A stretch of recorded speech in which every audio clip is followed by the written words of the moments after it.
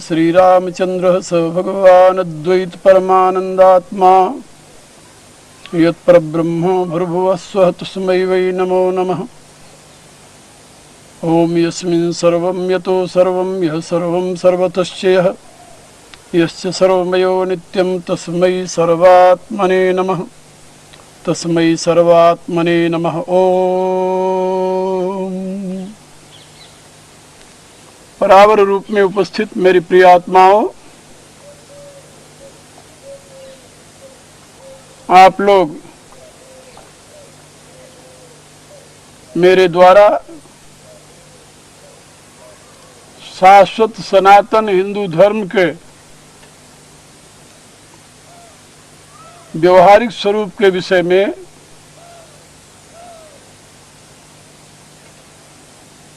अब तक बहुत सी बातें सुनी है।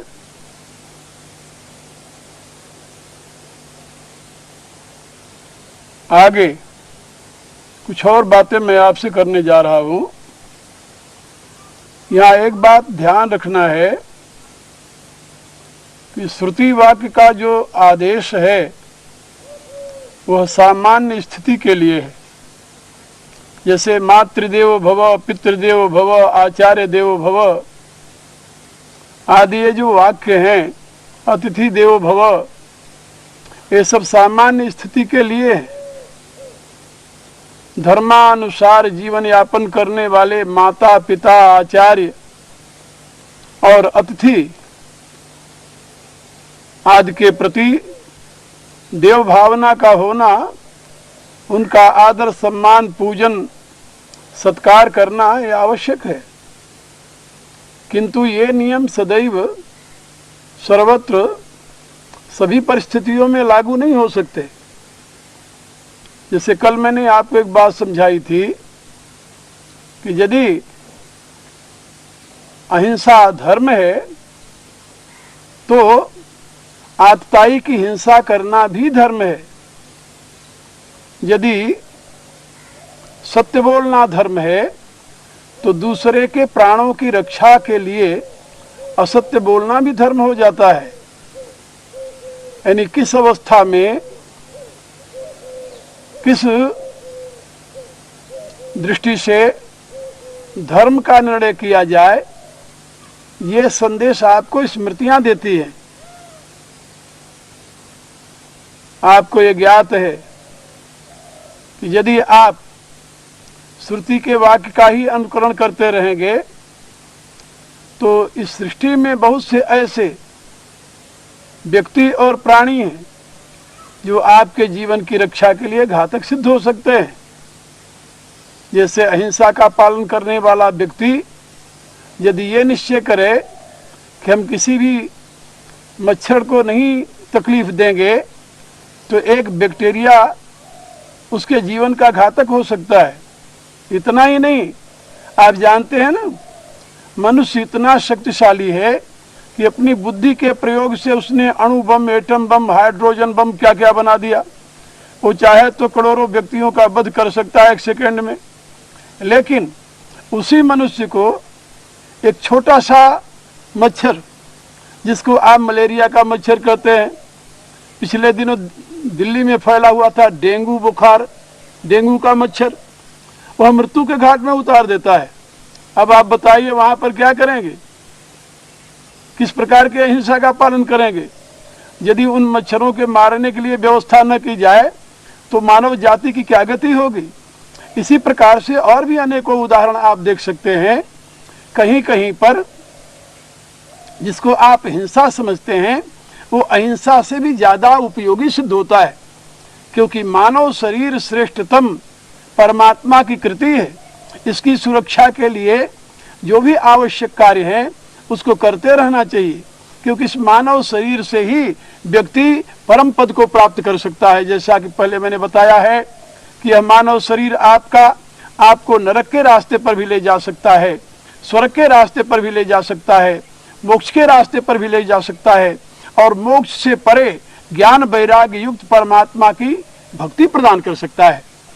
इसलिए मानव शरीर की सुरक्षा और इसका सदुपयोग अवश्य ही करनीय है, और आपको इसी उद्देश्य से यह अमूल्य मानव शरीर प्राप्त हुआ है। सही में गोस्वामी जी का ही कथन नहीं है कि यह सुर दुर्लभ सदग्रंथन गावा। ये विष्णु पुराण में एक श्लोक है जिसमें बताया गया है कि गायंत देवाकिल गीत गानी धन्यास्ते भारत भूमि भागे। देवता लोग स्वर्ग में रहते हुए भी भारत भूमि पर उत्पन्न होने वाले मनुष्यों की महिमा का गान करते हैं। देवताओं के लिए भी यह मानव शरीर स्पृहणीय है, क्योंकि देव योनि तो केवल भोग योनि ही मानी जा सकती है। अपने शुभ कर्मों के फल को भोगने के लिए ही वह जीव देवलोक को प्राप्त किया है, लेकिन मानव शरीर में वह अपवर्ग को भी प्राप्त कर सकता है। मानव शरीर में वह परमात्मा भाव को प्राप्त करके परमात्मा में प्रतिष्ठित हो सकता है, वह परमात्मा से अभिन्नता की अनुभूति कर सकता है। इसलिए मानवीय जीवन विकास में जो कुछ भी उपयोगी हो उसको वर्तना, उसको व्यवहार में लाना, इसकी सीख आपको स्मृति ग्रंथों द्वारा प्राप्त होती है।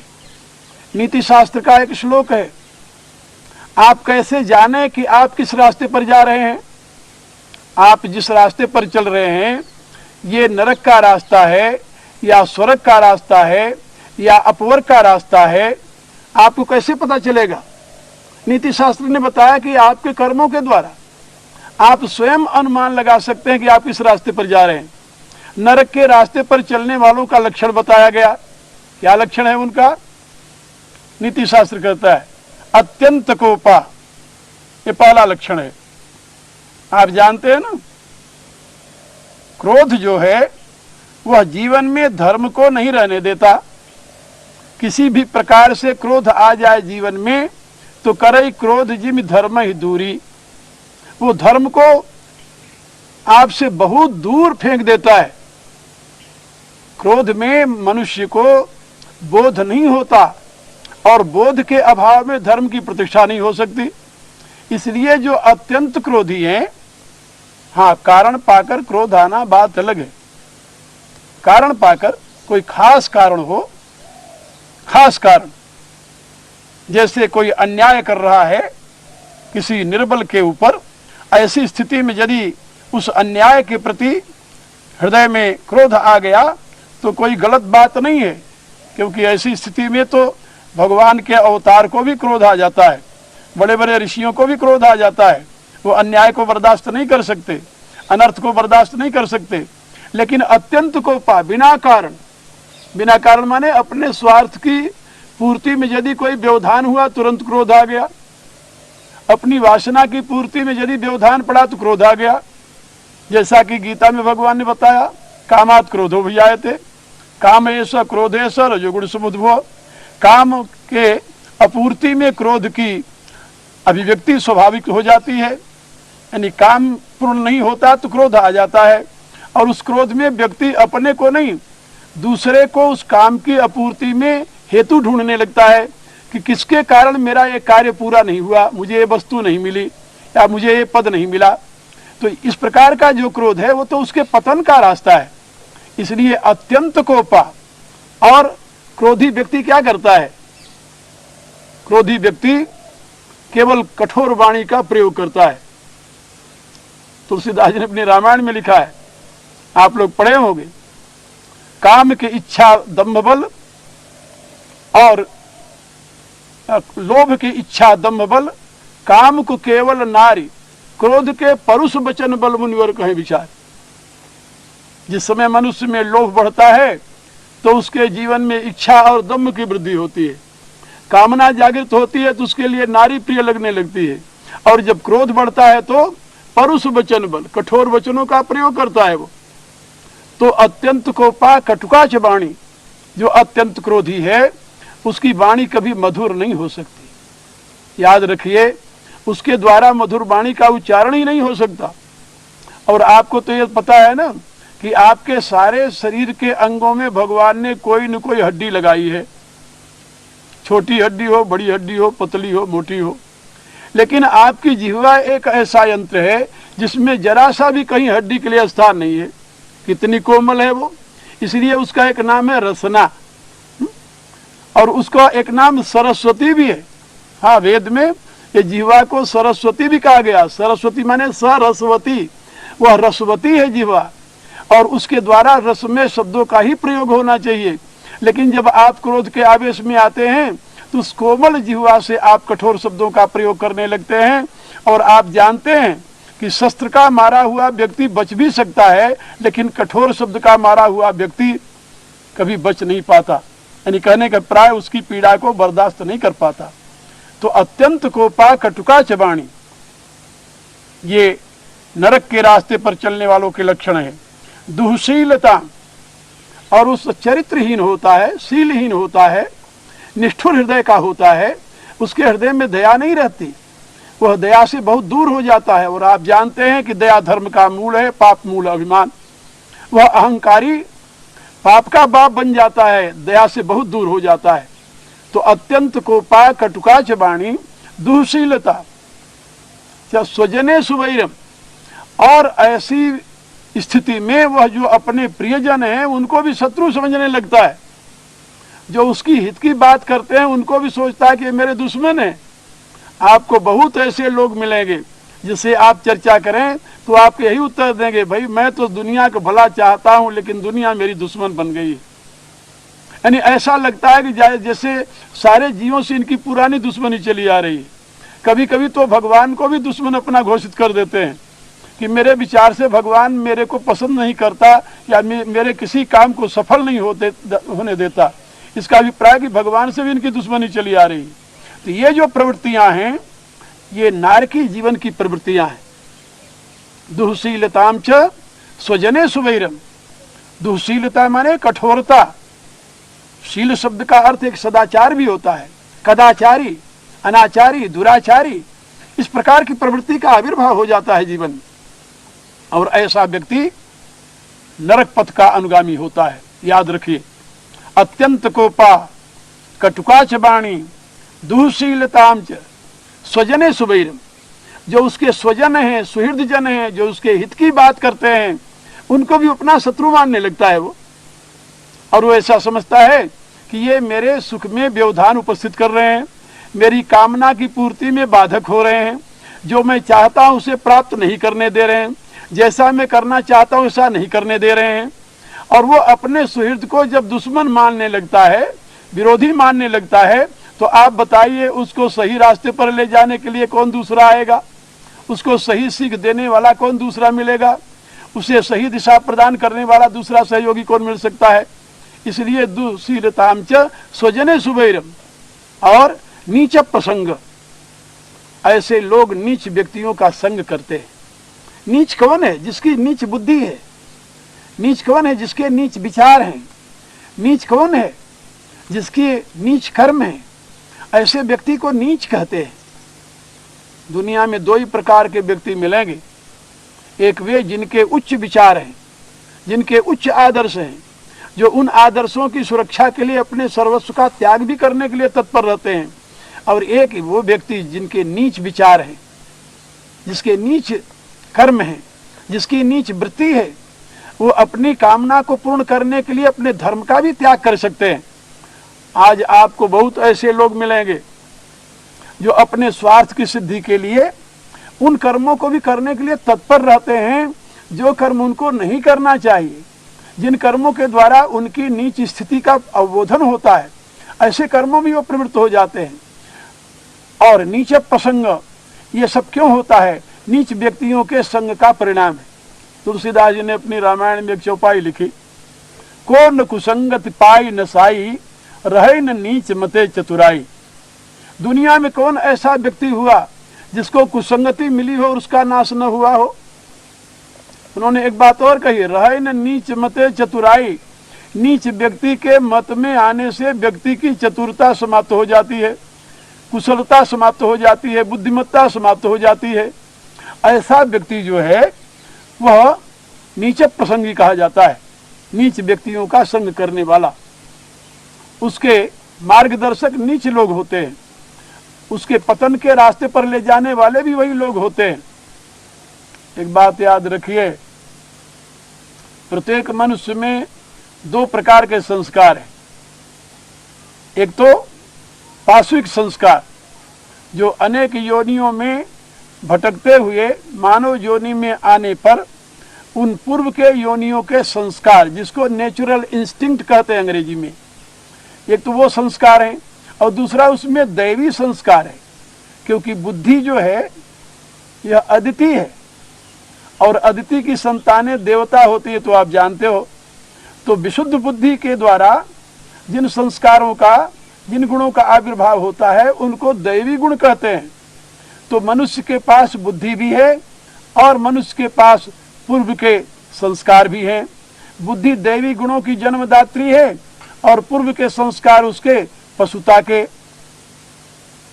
अब आप समझिए, यदि उसे सही रास्ता मिल जाए, सही संगति मिल जाए, तो उसके पशुता के संस्कार नष्ट हो जाते हैं और दैवी गुणों का विकास होता है। और यदि उसे कुसंगति मिल गई, नीच व्यक्ति की संगति मिल गई, तो क्या होता है, फिर पशुता के संस्कार वृद्धि को प्राप्त होते हैं और दैवी गुण सदा के लिए दब जाते हैं। तो नीच व्यक्ति की संगति से मनुष्य में कुसंस्कारों का आविर्भाव होता है, दुर्गुणों का आविर्भाव होता है। एक बात और यहां पर समझ लें, आप लोगों ने सुना होगा कि कश्यप मनु की दो स्त्रियां थी, एक का नाम था दिति और दूसरे का नाम था अदिति। दिति के पुत्र दानव हुए और अदिति के पुत्र देवता। ये जानते हो उसका रहस्य क्या है? ये मनु है आपकी आत्मा, इस जीव को भी मनु कहते हैं।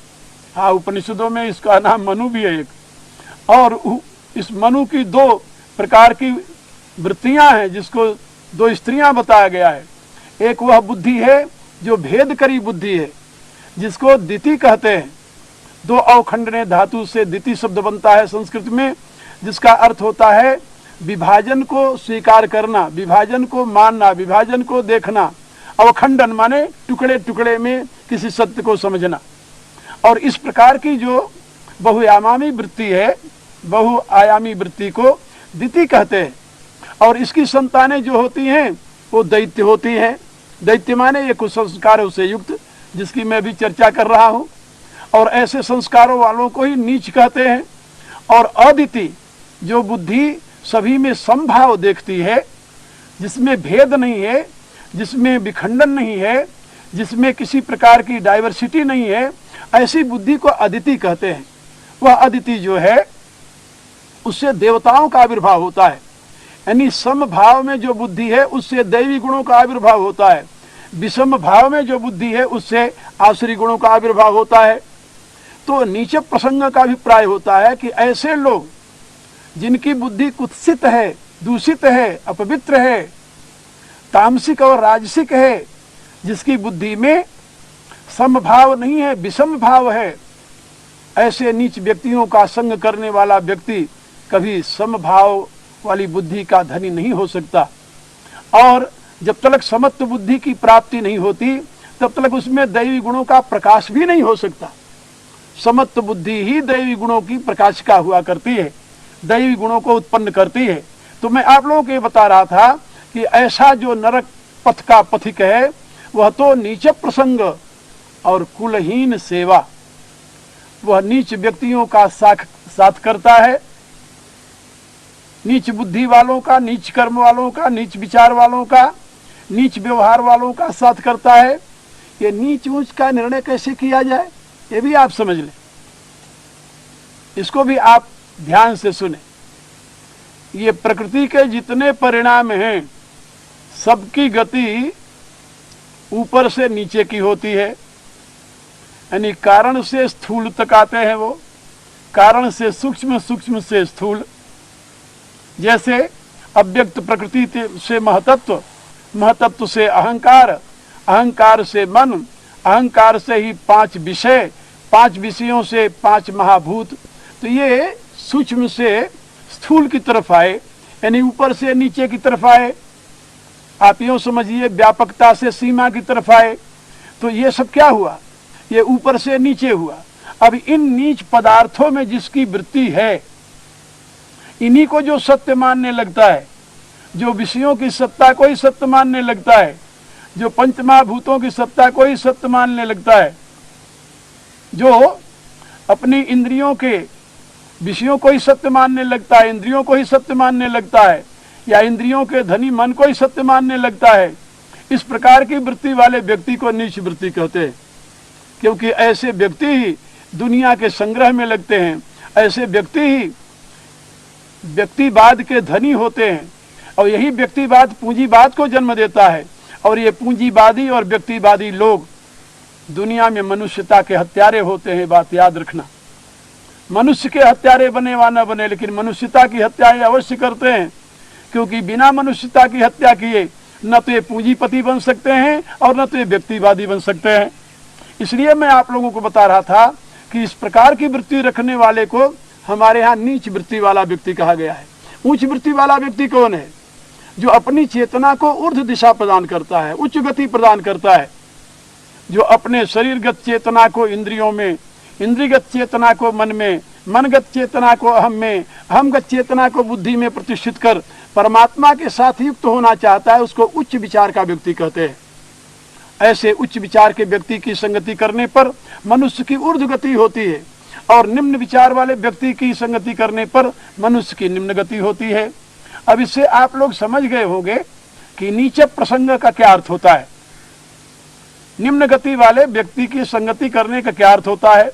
पद और पदार्थ में आसक्त जो व्यक्ति है वह निम्न वृत्ति वाला व्यक्ति है, उसकी संगति से दूर हो जाओ। सत्य और धर्म में जिसकी अनुरक्ति है वह उच्च गति वाला व्यक्ति है, उसकी संगति करो। तो नीच प्रसंग कुलहीन सेवा, और ऐसे नीच व्यक्ति का संग करने वाले ही कुलहीन की सेवा करते हैं। जो दूषित कुल में उत्पन्न हुए, जिसके संस्कार ही जन्मजात दूषित हैं, अपने स्वार्थ की सिद्धि के लिए उनकी सेवा में लगे रहते हैं। इसका यदि प्रत्यक्ष दर्शन करना हो तो वर्तमान में भारत के राजनेताओं की गति देख लीजिए। आपको उनका चरित्र देख करके, उनका जीवन देख करके, उनका व्यवहार देख करके आपको पता चल जाएगा कि नीचे प्रसंग और कुलहीन सेवा का क्या अभिप्राय होता है। और ये जो स्थिति है, ये चिन्हानि देहे नरक स्थिताना, ये मनुष्य के जीवन में नरक पथ पर स्थित जो लोग हैं, नरक के मार्ग पर जो चलने वाले लोग हैं, उनका लक्षण है। अब इससे आप एकांत में बैठ करके अपने जीवन का दर्शन कीजिए, इंट्रोस्पेक्शन जिसे कहते हैं अंग्रेजी में, हमारी संस्कृत भाषा में जिसे स्वाध्याय कहते हैं, स्व का अध्ययन कीजिए कि आपकी वृत्ति किस दिशा में जा रही है, आप इनमें से किन दोषों से अभिभूत हैं, आप इनमें से किससे दूर हैं। यदि दूर नहीं हैं तो मेरी प्रार्थना है कि आप दूर होने के लिए प्रयत्नशील हो जाएं, प्रयत्न करें। और यदि इस दिशा से दूर हैं तो अपने आप को संभाले रखें। इन दोषों से विमुक्त रखने पर ही आप कल्याण के भागी बन सकते हैं, अन्यथा नहीं। इसलिए मैं आप लोगों को आज ये बात बताई कि नरक के रास्ते पर चलने वाले का क्या लक्षण है। आगे मैं आपको बताऊंगा कि आपका रास्ता स्वर्ग का है, इसका क्या लक्षण होता है। अभी आज तो इन्हीं शब्दों के साथ मैं अपनी वाणी को विराम देते हुए आप सभी के प्रति अनंत मंगल कामनाओं को व्यक्त करता हूँ। हरि ओम तत्सत।